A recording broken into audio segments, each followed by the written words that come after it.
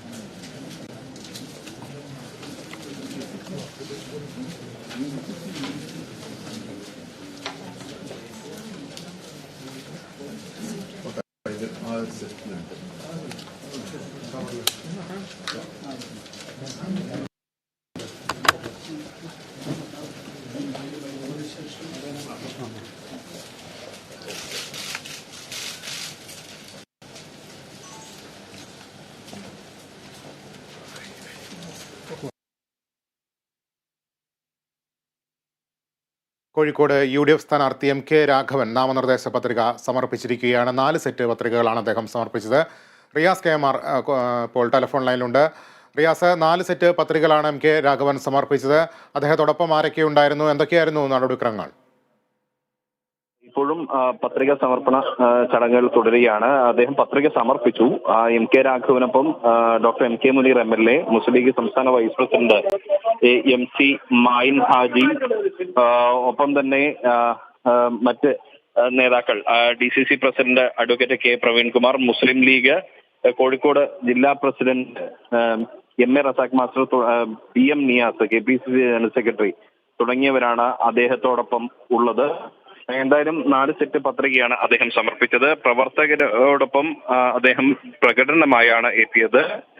Civil station താഴെപ്പള്ളിക്ക് സമീപത്ത് നിന്നാണ് അദ്ദേഹത്തെ ആനയിച്ച് പ്രവർത്തകർ കളക്ടറേറ്റ് പരിസരത്തേക്ക് എത്തിച്ചത്. തുടർന്ന് 5 നേതാക്കളുടെ അകമ്പടിയോടെ അദ്ദേഹം കളക്ടറുടെ ചേംബറിലേക്ക് കയറുകയായിരുന്നു. കോഴിക്കോട് ലോക്സഭാ മണ്ഡലം വരണാധികാരിയായ കോഴിക്കോട് ജില്ലാ കളക്ടർ സ്നേഹിൽ കുമാർ സിംഗ് ആണ് പത്രിക ഇപ്പോൾ ഏറ്റുവാങ്ങിയിരിക്കുന്നത്. ലിബീഷ്. ശരി റിയാസ്, കോഴിക്കോട് മണ്ഡലത്തിലെ UDF സ്ഥാനാർത്ഥി MK രാഘവൻ ജില്ലാ കളക്ടർ സ്നേഹിൽ കുമാർ സിംഗ് മുൻപാകെ നാമനിർദ്ദേശ പത്രിക സമർപ്പിച്ചിരിക്കുകയാണ്.